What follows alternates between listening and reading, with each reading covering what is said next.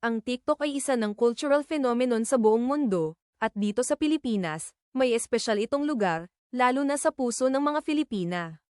Pero bakit nga ba ito sobrang sikat sa kanila? Alamin natin ang dahilan. Una, madaling magpahayag ng sarili sa TikTok.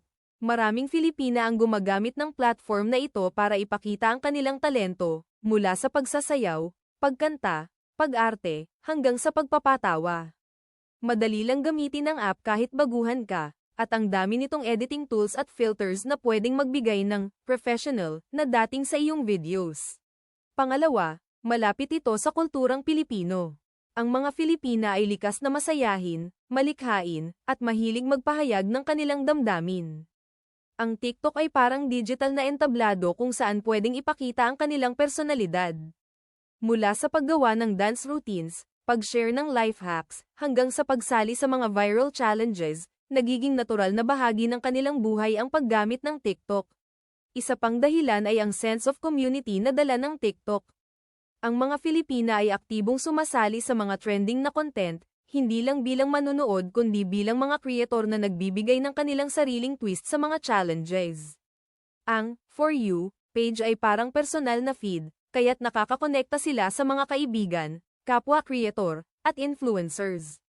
Nagpapalaganap ito ng koneksyon at pakiramdam na bahagi sila ng mas malaking grupo, mula sa mga nakakatawang trends hanggang sa mga makabansang tema.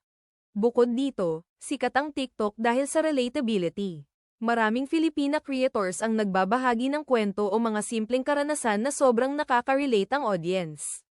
Mula sa mga skits tungkol sa buhay eskwela, beauty tips, hanggang sa mga usapang relasyon, ito'y tumutugma sa kanilang araw-araw na buhay bilang Pilipino. Panghuli, ang accessibility ay malaking dahilan din. Ang Pilipinas ay may kabataang populasyon at isa sa mga bansang may pinakamataas na social media usage.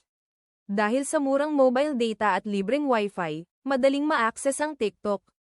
Hindi lang ito isang app, isa na itong bahagi ng pang-araw-araw na buhay. Sa panahon ngayon kung saan mahalaga ang digital na koneksyon, binibigyan ng TikTok ang mga Filipina ng espasyo para ipakita ang kanilang talento, makipag-ugnayan, at ipagdiwang ang kanilang pagiging totoo.